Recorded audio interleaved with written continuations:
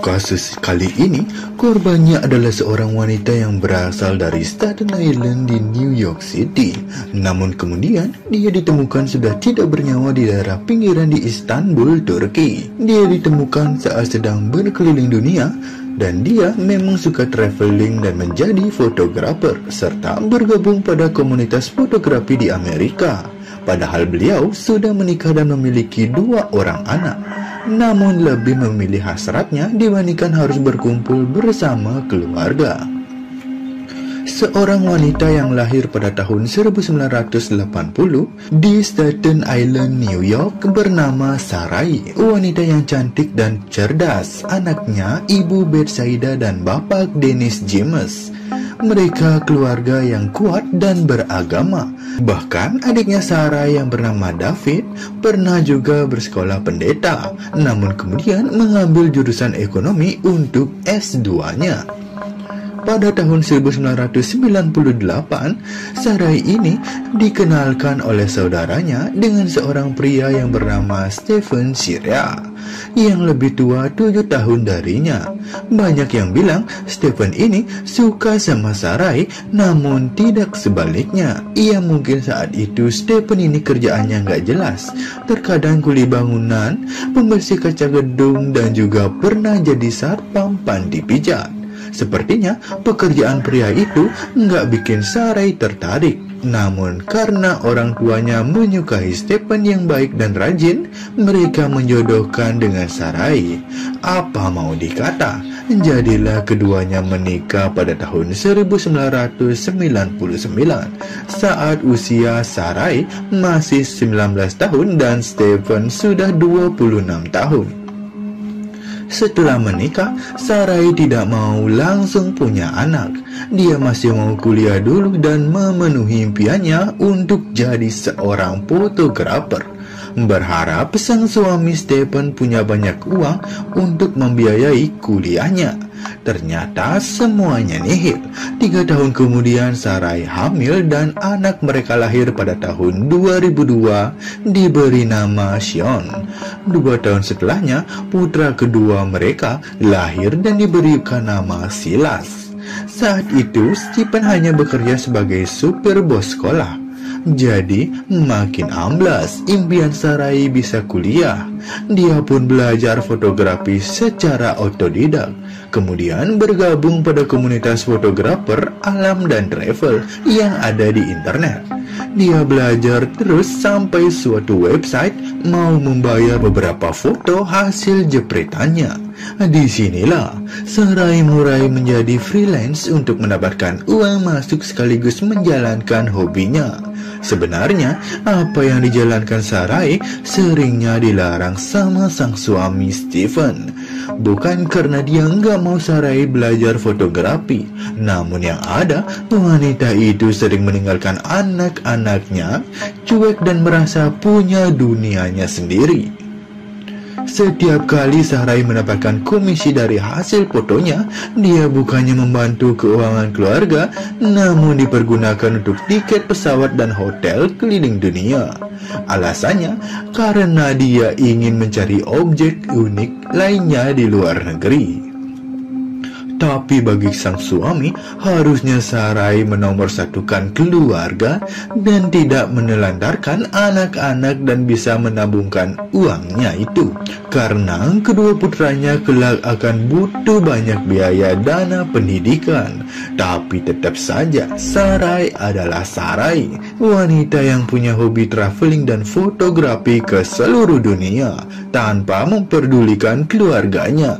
Seperti yang saya bilang tadi, hobi traveling dan juga fotografi yang diminati sama Sarai cukup berlebihan sampai lupa dia sama keluarganya. Walaupun sering menitipkan anak-anaknya pada nenek mereka Betsaida, namun bagi Stephen, sang istri yang harusnya bertanggung jawab mengurus kedua putra mereka, walaupun lama-kelamaan semua itu maklum dengan kelakuan wanita tersebut, sampai pada bulan Desember 2012, dikatakan sang suami Stephen mulai curiga dengan kelakuan istrinya yang suka nelpon tengah malam sampai berjam-jam. sering ngumpetin handphonenya dan juga sikapnya semakin dingin kepada keluarganya. Sang suami merasa bahwa istrinya berselingkuh dengan pria lain.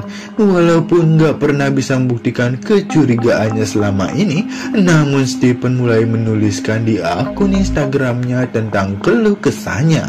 Dirinya mulai mempertanyakan kesetiaan istrinya dan juga keresahan hati kecilnya itu, bahwa Sarai punya pria lain. Namun kelihatannya sang istri nggak pernah peduli dengan suaminya tersebut. Dia bahkan mulai merencanakan untuk keliling dunia lagi dan meminjam uang dari bank untuk segala keperluannya. Menurut beberapa rekanan mereka, Sarai menjalankan kehidupan yang mewah. Dia punya iPhone dan juga iPad, sementara anak dan suaminya serba pas-pasan. Bahkan sekolah pakai tas yang sobek-sobek. Jadi orang memandang mereka rada jomplang. Bahkan banyak yang mengira Stephen bukan suaminya Sarai, melainkan supirnya. Kedua orang tua Sarai tentunya sangat mendukung putrinya untuk keliling dunia lagi, karena memang anaknya nggak bisa dilarang. Kemudian, awal Januari 2013 dikatakan Sarai pesan tiket lagi untuk perjalanan travelingnya. Harusnya Sarai berangkat dengan teman sesama fotografer yang bernama Magdalena Rodriguez, namun temannya batal ikut karena masalah keuangan. Sarai meninggalkan suami dan dua putranya yang kala itu berusia 11 dan 9 tahun. Berikut catatan perjalanan Sarai Sierra berdasarkan hasil penyelidikan FBI yang semua terjadi di tahun 2013. Pada tanggal 7 Januari 2013, Sarai tiba di Istanbul, Turki, melakukan beberapa pemotretan dan bertemu dengan seorang pria yang dikenalnya dari aplikasi Tinder. Dia berada di sana selama 7 hari.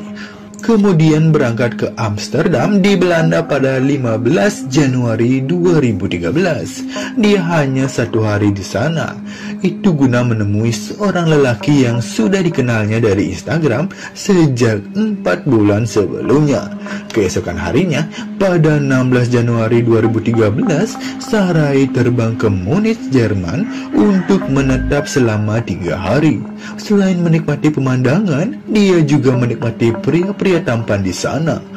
Pada tanggal 19 Januari 2013, Sarai kembali lagi ke Istanbul, Turki. Sepertinya ada kisah yang belum kelar dengan seorang pria di sana. Kemudian, pada tanggal 20 Januari 2013, dia menelpon ibunya di Staten Island, Amerika, supaya tolong dibelikan tiket pulang untuk pesawat keberangkatan tanggal 22 Januari 2013. Dia bilang uangnya sudah habis, jadi pakai duit ibunya dulu. Sesaat setelah menelpon ibunya, Sarai terlihat di CCTV pada sebuah mall, mondar-mandir lalu menikmati kopi. Dia menyewa sebuah kamar kecil di Istanbul yang tidak jauh dari mall itu. Ibunya kemudian mengakses kode booking pesawat kepada Sarai. Namun sepertinya CCTV di mall adalah penampakan Sarai terakhir kali dalam keadaan hidup. Tanggal 22 Januari, di mana seharusnya Sarai sudah naik pesawat dan tiba di Amerika, namun dia tidak ikut dalam penerbangan. Pihak maskapai mengatakan nama Sarai Sierra tidak naik pesawat dan kursinya dibiarkan kosong. Seluruh keluarga menunggu sambil terus menelpon, namun handphonenya Sarai tidak aktif. Setelah seminggu tidak mendapatkan kabar dan tidak bisa dihubungi, sang suami Stephen dan adiknya Sarah yang bernama David terbang ke Istanbul pada 28 Januari 2013. Mereka melaporkan kepada polisi di Turki tentang hilangnya wanita itu. Berdasarkan hasil penyelidikan, mereka mendapatkan kamar yang disewanya Sarai, namun wanita itu tidak ada. Anehnya, mereka menemukan tas ransel milik Sarai di sana. Menurut pemilik rumah sewa, Sarai sudah pergi seminggu entah kemana. 3 hari kemudian, pada 31 Januari 2013, handphonenya Sarai aktif lagi. Mereka coba telepon namun gak diangkat. Hal ini membuat polisi melacak keberadaan handphone tersebut. Sampai akhirnya pada 2 Februari 2013, polisi menemukan tubuh Sarai di balik sebuah tembok tua dekat jembatan Galata di Istanbul. Daerah ini cukup terkenal sebagai area sepi, angker dan juga dijadikan tempat istirahat bagi para gelandangan. Sarai dinyatakan meninggal dengan luka pukulan keras di kepalanya. Ada selimut di dekat mayatnya, sementara di alat kelaminnya ditemukan bekas sperma seorang pria. Menurut penyelidikan, Sarai diduga telah meninggal 4 hari sebelum mayatnya ditemukan. Mereka juga berkesimpulan bahwa wanita itu dibunuh di tempat lain, lalu mayatnya dibuang dekat tembok tua tersebut. Keluarga Sarai langsung sedih dan menangis mendengar kabar tersebut, apalagi sang suami yang selalu melarang Sarai untuk pergi keliling dunia sendirian karena banyak orang jahat yang mengincar para traveler wanita, apalagi yang tidak membawa teman. Mayat Sarai diterbangkan dari Turki ke Amerika oleh pihak keluarganya untuk dimakamkan pada 5 Februari 2013, dan tentunya kasus Sarai saat itu cukup menghebohkan sampai FBI turun tangan dan membantu kepolisian di Turki. Dari penelusuran selama berbulan-bulan, akhirnya polisi menangkap 40 orang pria dari 4 negara yang dipercaya rutin berkomunikasi dengan Sarai dalam masa 2 bulan terakhir. Jumlah ini kemudian mengerucut menjadi 21 orang yang dinyatakan berhubungan seksual dengan Sarai selama perjalanan 2 minggu itu. Benar sekali, para pria tersebut mengaku hanya mengenal Sarai dari aplikasi kencan, kemudian bercinta di hotel, di rumah sewa, bahkan di rumah si pria. Jadi sepertinya Sarai berkeliling dunia benar-benar ingin merasakan pria-pria dari setiap negara yang dia kunjungi. 14 hari bersama 21 pria berbeda hanya hasrat seksual dan bukan saling mencintai. Bahkan 5 di antara pria tersebut sudah kenal dengan Sarai 3 bulan sebelumnya melalui Instagram, dan wanita itu rela menghabiskan uangnya untuk mendatangi pria-pria tersebut karena udah janjian selama ini. Tentunya kedua orang tua Sarai menyangkal semua hasil penyelidikan. Kata mereka, Sarai kuat beragama dan setia kepada suami. Mustahil dia berbuat begitu. Namun kelihatannya sang suami Stephen tidak menolak tudingan tersebut. Dia ingin pembunuh istrinya segera ditemukan. Awalnya polisi menyidangkan seorang pria berusia 33 tahun bernama Amer Reduron yang dinyatakan paling banyak berkomunikasi selama seminggu terakhir dengan Sarai. Ternyata mereka sudah kenalan lama di Instagram, dan Amer mengaku berhubungan badan dengan Sarai saat di Belanda dan juga di Turki. Tidak ada rasa cinta, hanya kepuasan sesaat saja. Namun DNA dan sidik jari Amer tidak ditemukan di tubuh dan pakaian Sarai saat kejadian. Dengan ini, Amer pun dinyatakan bukan pelakunya karena iPhone dan iPad Sarai menghilang. Polisi kemudian berhasil melacak keberadaan benda-benda tersebut sampai tiba di sebuah motel dan menangkap seorang pria bernama Thailand K yang menyimpan barang-barang tersebut. Thailand langsung minta diwakilkan oleh seorang pengacara dan mengaku tidak membunuh Sarai. Ia hanya ketemu dan minum kopi dengan wanita itu, kemudian menitipkan iPhone dan iPad-nya. Thailand sempat dibebaskan karena polisi ragu dengan penemuan mereka. DNA dan sidik jari Thailand memang ada di tubuh Sarai. Namun alasan Thailand itu bisa saja terjadi karena mereka akan sempat saling sentuh, dan ternyata sperma yang ditemukan pada kelamin Sarai memanglah bukan milik Thailand. Namun seminggu kemudian, polisi kembali menangkap Thailand. FBI yakin bahwa pria tersebut memang pelakunya. Thailand sebenarnya tinggal di Belanda, namun dia berkebangsaan Turki. Polisi berhasil mendapatkan CCTV dari lokasi kejadian.